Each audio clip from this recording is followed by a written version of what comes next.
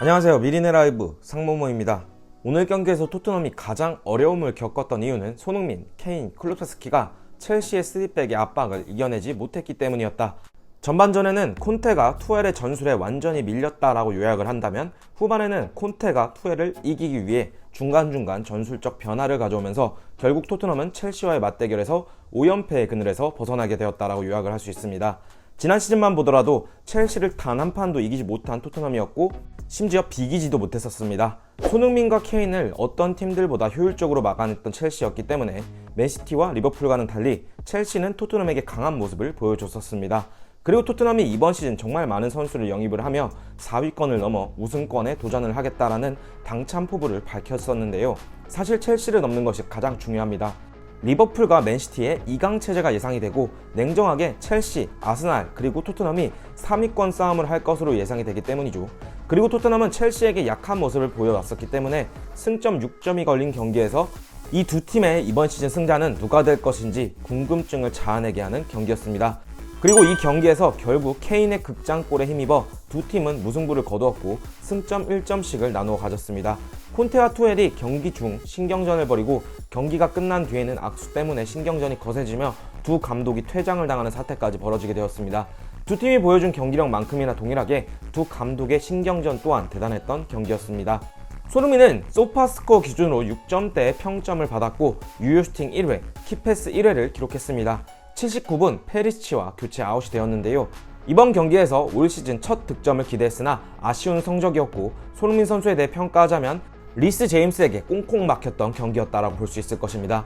토트넘과 첼시의 2라운드 경기에서 두 감독이 어떤 전술들을 경기 중에 보여줬었는지 확인을 해보는 시간을 갖도록 하겠습니다. 네, 우선 소파스코어 기준 두 팀은 3-4-3 포메이션을 사용한 것으로 기록을 볼 수 있는데요. 하지만 세부 전술로 들어가면 조금 다르다고 볼 수 있습니다. 사실 투엘은 3-4-3보다는 미드필더의 숫자 싸움에 유리한 3-5-2 전술을 사용했다라고 보실 수 있는데요. 그 중에서도 특히 오늘 손흥민이 페리시치와 교체 아웃될 때까지 눈에 띄는 활약을 보여주지 못한 것은 오른쪽 스토퍼 자리에 제임스가 출전했다는 것입니다. 아스필리쿠에타가 아니라 스피드가 더 빠른 제임스를 오른쪽 스토퍼 자리에 놓고 사용을 하면서 손흥민의 스피드를 활용한 공격 루트를 차단하기 위해 선발 명단부터 준비를 했다는 것이죠. 그리고 실제로 제임스를 상대로 손흥민이 번뜩이는 활약을 보여주지 못했습니다.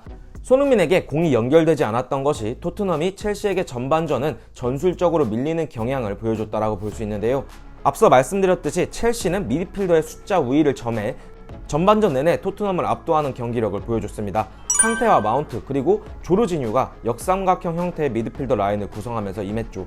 벤탄쿠르와 호이비에르 두 선수가 수적으로 중원을 구성했던 토트넘이기 때문에 이 두 선수가 캉테와 조르지뉴를 마킹하게 되면 마운트가 상대적으로 자유롭게 풀리게 됩니다.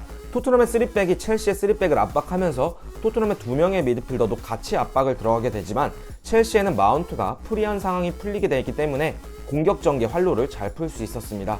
그리고 이렇게 첼시가 중원에서 유리한 싸움을 가져가는 경향이 후반전 토트넘이 세세뇽을 빼고 히샬리송을 투입하기 전까지 계속 이어지게 되었습니다. 히샬리송을 투입하면서 토트넘은 공격 숫자가 무려 4명이 되었습니다. 케인, 손흥민, 크룹세스키, 히샬리송까지 말입니다. 3백에 윙백을 빼면서 공격수를 투입했기 때문에 토트넘은 벤 데이비스를 풀백으로 돌리고 4백 전환을 시도하게 됩니다. 4-4-2 전형으로 변경을 하게 되면서 때로는 4-2-4 형태로 공격수를 4명을 두는 플레이를 통해 공격의 활로를 찾기 시작합니다. 그리고 실제로 이러한 콘테의 전술 변화는 첼시에게서 점유율을 뺏어오는 데 중요한 역할을 하게 됩니다. 이러한 변화를 통해 1대1 동점골을 기록하기도 했지만, 공수 밸런스가 무너진 상태에서 공격을 하다 보니 첼시에게 두 번째 실점을 허용하게 됩니다.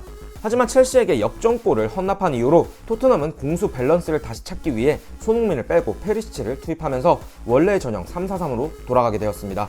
공수 밸런스를 무너뜨리지 않은 상태에서 히샬리송과 케인을 필두로 골문을 여러 차례 두드린 끝에 극장골을 넣으면서 첼시전 5연패의 늪에서 헤어나올 수 있었습니다. 두 팀의 런던 더비에서 정말 전술적인 유연함을 보여주며 굉장히 수준 높은 경기를 펼치게 만든 콘테와 투엘 감독인데요. 두 감독은 경기가 끝나고도 SNS상에서 설전을 펼치며 경기 후에도 화제가 많이 되고 있습니다. 하지만 두 감독이 보여준 2라운드 경기에서의 전술적 유연함과 이를 수행하는 선수들의 경기력을 보면서 프리미어리그의 클래스를 다시 한번 볼 수 있었습니다. 그리고 이번 시즌부터 교체 카드가 3장에서 5장으로 바뀌며 경기 중에 선수 교체를 통해 유연한 전술 변화를 할 수 있었기 때문에 지난 시즌보다 더 재밌어진 프리미어리그라고 볼 수 있습니다. 교체 카드가 5장이 되었기 때문에 더더욱이나 선발과 교체 선수들의 실력 차를 줄이기 위해 노력하고 있는 구단들이라고 볼 수 있는데요. 그리고 선발 자원이 있음에도 수준급 백업 자원들을 영입 지도하며 더 높은 수준의 경기력을 보이기 위해 노력하는 프리미어리그 구단들이라고 볼 수 있습니다. 오늘 경기에서 첼시에 영입된 쿠쿠렐라와 쿨리발리는 역시 왜 많은 구단들이 이 두 선수의 영입을 원했는지 토트넘과의 경기를 통해 증명을 해냈습니다. 쿠쿠렐라의 활동량과 킥력, 쿨리발리의 수비 안정성과 빌드업 능력을 보았을 때 이번 시즌 이적 시장의 진정한 승자는 첼시라고 봐도 되지 않을까 싶습니다. 이번 영상은 여기까지고요. 영상 끝까지 시청해주셔서 감사드립니다. 오늘 저희 영상이 괜찮으셨다면 구독과 좋아요, 알람 설정 부탁드리면서 영상은 마치도록 하겠습니다. 감사합니다.